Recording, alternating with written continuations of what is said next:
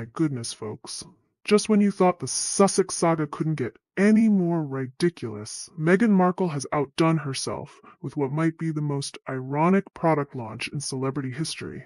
The Duchess, who spent years telling us how much she despised stuffy British traditions, is now selling, wait for it, orange marmalade now. I know you guys are excited for more.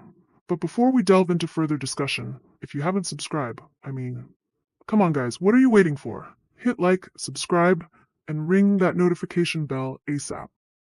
So now, that's right, the woman who couldn't handle royal protocols, who found afternoon tea too constraining, who fled the UK claiming it was all just too British for her modern sensibilities, is now peddling the most quintessentially British condiment imaginable for a whopping $9 a jar. You simply cannot make this stuff up. Let's take a moment to appreciate the breathtaking hypocrisy on display here. This is the same Meghan who told Oprah how suffocating British traditions were, the same woman who portrayed herself as trapped in an outdated institution, now suddenly embracing the most stereotypically British breakfast spread since Paddington Bear started munching his sandwiches. The irony is absolutely delicious, certainly more delicious than her marmalade appears to be. Because let's talk about what's actually in this $9 jar of royal reinvention. Any proper British marmalade connoisseur knows that authentic marmalade requires Seville oranges, those gloriously bitter Spanish oranges that give traditional marmalade its distinctive tangy flavor and chunky texture. But what's in Meghan's version? According to reports, organic cane sugar, orange juice, lemon juice concentrate, and fruit pectin. Translation: this isn't marmalade at all. It's essentially orange-flavored sugar goop with a fancy label slapped on it. It's the culinary equivalent of her royal experience, a glossy American interpretation that misses the authentic British essence entirely. This pattern of style over substance has become Meghan's trademark. She doesn't sell quality, she sells image. She doesn't offer authenticity, she offers packaging. It's never about the product itself. It's about the Meghan Markle brand attached to it. She's essentially becoming the Kardashian of ex-royals, famous primarily for being famous while attaching her name to increasingly random products. Let's not forget the spectacular journey that brought us to this marmalade moment. This is a woman whose acting career peaked with a cable legal drama that most people couldn't name a single episode of. She married into royalty, claimed she wanted privacy, then proceeded to launch the most aggressive media blitz in royal history. Netflix documentaries, Oprah interviews, podcasts, memoirs, all while insisting she just wanted to be left alone. And now she's selling orange spread in little jars while being hailed as a visionary entrepreneur by her diehard fans. The disconnect between the grandiose marketing and the mundane reality couldn't be more stark. This isn't innovative business. It's celebrity merchandising at its most basic level. What Meghan has truly mastered isn't marmalade making. It's the art of turning controversy and royal connections into cold, hard cash. From multi-million-dollar streaming deals to speaking engagements to lifestyle products, the formula remains consistent. Leverage the royal title she simultaneously criticizes, promise something revolutionary, deliver something ordinary, and pocket the difference.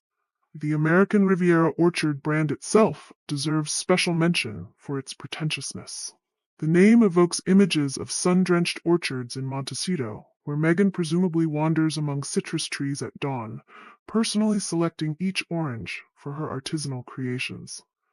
The reality? This is almost certainly a white label product manufactured in a factory somewhere, with Meghan's input limited to approving the label design. What's particularly fascinating is watching her loyal supporters defend this as some kind of feminist triumph. She's a businesswoman, they cry. She's building her empire. But let's be honest, selling overpriced jam isn't exactly breaking glass ceilings. Martha Stewart built an actual lifestyle empire from scratch without a royal title.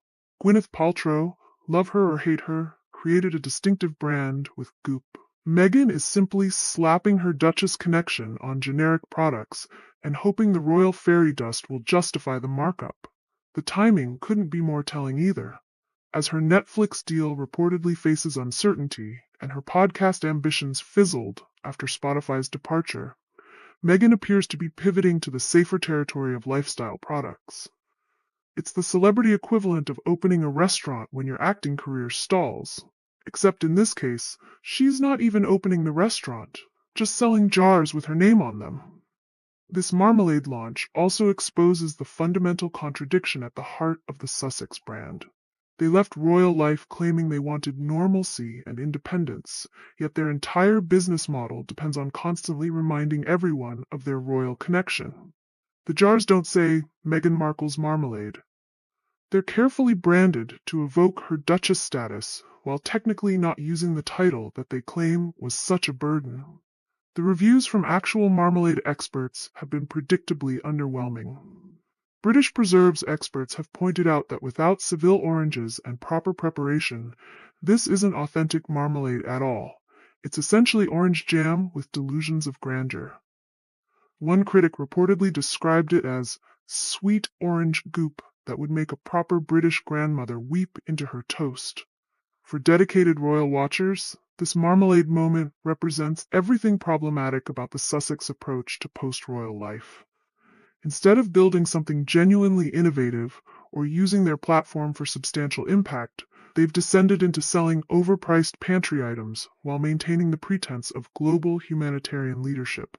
What's next in the Sussex product line? Perhaps Archewell afternoon tea biscuits for the Americans who don't realize they're just cookies?